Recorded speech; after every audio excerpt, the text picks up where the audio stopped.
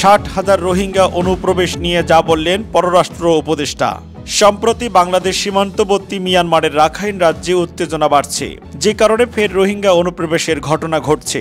গত 2 মাসে 60,000 রোহিঙ্গা বাংলাদেশে অনুপ্রবেশ করেছে বলে জানিয়েছেন পররাষ্ট্র উপদেষ্টা মোহাম্মদ তৌহিদ হোসেন। বাংলাদেশ মিয়ানমার সীমান্তে দুর্নীতির কারণেই এই রোহিঙ্গা অনুপ্রবেশ ঘটছে বলে রোববার দুপুরে মন্ত্রণালয়ে সাংবাদিকদের জানান পররাষ্ট্র উপদেষ্টা। সব স্তরে শিক্ষক নিয়োগে ভয়াবহ দুর্নীতি হয়েছে বলেছেন শিক্ষা উপদেষ্টা। দেশের বিশ্ববিদ্যালয় সহ সব স্তরে শিক্ষক নিয়োগে ভয়াবহ রকম দুর্নীতি হয়েছে বলে মন্তব্য করেছেন শিক্ষা উপদেষ্টা অধ্যাপক ডক্টর ওয়াহিদুদ্দিন মাহমুদ। রোববার রাজধানীর হোটেল সোনারগাঁয়ে উচ্চশিক্ষার মান বাংলাদেশের করণীয় শীর্ষক সেমিনারের প্রধান অতিথির বক্তব্যে তিনি এ মন্তব্য করেন। কর্মবিরতির ঘোষণা দিয়ে সড়ক ছাড়লেন চিকিৎসকরা। কর্মবিরতি চলমান রাখার ঘোষণা দিয়ে শাহবাগ অবরোধ কর্মসূচি প্রত্যাহার করেছেন ভাতা বৃদ্ধির দাবিতে আন্দোলনকারী পোস্ট গ্রাজুয়েট বেসরকারি প্রশিক্ষণার্থী চিকিৎসকরা। তাদের দাবি আগামী বৃহস্পতিবারের মধ্যে প্রজ্ঞাপন জারি করে ভাতা বৃদ্ধি করতে হবে। এর মধ্যে চিকিৎসকদের কর্মবিরতি চলবে। রোববার সন্ধ্যায় আন্দোলনকারী চিকিৎসকদের পক্ষ থেকে শাহবাগ অবরোধ ছাড়ার ঘোষণা দেন ডক্টরস মুভমেন্ট ফর জাস্টিস সোসাইটির সভাপতি ডাক্তার জাবির হোসেন।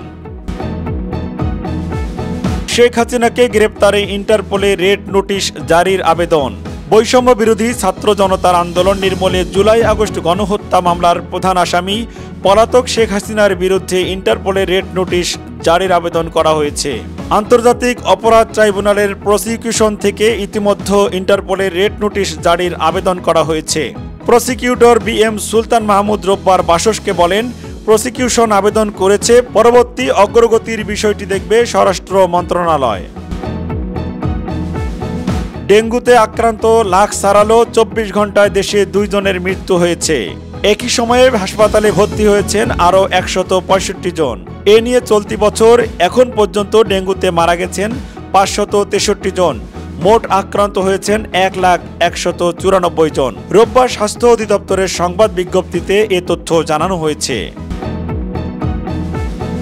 লন্ডন যুক্তরাষ্ট্রে 3,500 কোটি পাচার, মা ছেলের বিরুদ্ধে অনুসন্ধান শুরু। যুক্তরাষ্ট্র ও লন্ডনে 30 কোটি টাকা পাচারের অভিযোগ সাবেক প্রধানমন্ত্রী শেখ হাসিনা ও তার ছেলে সজীব ওয়াজেদ জয়ের বিরুদ্ধে অনুসন্ধান শুরু করেছে দুর্নীতি দমন কমিশন দুদক। বাংলাদেশি মুদ্রায় যা 3,500 কোটি টাকার বেশি। রোববার সকালে দুদক সূত্রে এ তথ্য জানা গেছে। দেশের মানুষ জামায়াতকে রাষ্ট্রীয় ক্ষমতায় বরণ করতে প্রস্তুত বলেছেন জামায়াতে ইসলামীর কেন্দ্রীয় সহকারী সেক্রেটারি জেনারেল মাওলানা মোহাম্মদ শাহজাহান। তিনি বলেন, শুধু ভোটের সময় নয়, সব সময় দেশের মানুষের পাশে ছিল জামায়াতে ইসলামী। বিগত স্বৈরাচারী সরকার এ দলের নেতাকর্মী সহ আলেম ওলামাদের কারাগারে স্থায়ী বসবাসের জায়গা করে রেখেছিল। আর সবচেয়ে বেশি জুলুম নির্যাতনের শিকার হয়েছিলেন দলের নেতাকর্মীরা। তাই দেশের মানুষ আজ উচ্ছ্বসিত কণ্ঠে ও তাদের হৃদয় রিংড়ানো ভালোবাসায় জামায়াতে ইসলামীকে দেশের রাষ্ট্রীয় ক্ষমতায় বরণ করতে প্রস্তুত। শনিবার জামায়াতে ইসলামী কচুয়া উপজেলা শাখার উদ্যোগে দীর্ঘ 17 বছর পর কর্মী সম্মেলনে প্রধান অতিথির বক্তব্যে এসব কথা বলেন। হামাসের সঙ্গে সংঘর্ষে 35 ইসরায়েলি সেনা নিহত, আহত শতাধিক। গাজার উত্তরে জাবালিয়া শরণার্থী শিবিরে দীর্ঘদিন ধরে অভিযান চালাচ্ছে দখলদার ইসরায়েলি বাহিনী। সম্প্রতি সেখানে হামাস ও ইসলামী জিহাদ প্রতিরোধ বাহিনীর সঙ্গে সংঘর্ষে শতাধিক ইসরায়েলি সেনার হতাহত হয়েছে বলে জানিয়েছেন দেশটির সংবাদ মাধ্যম।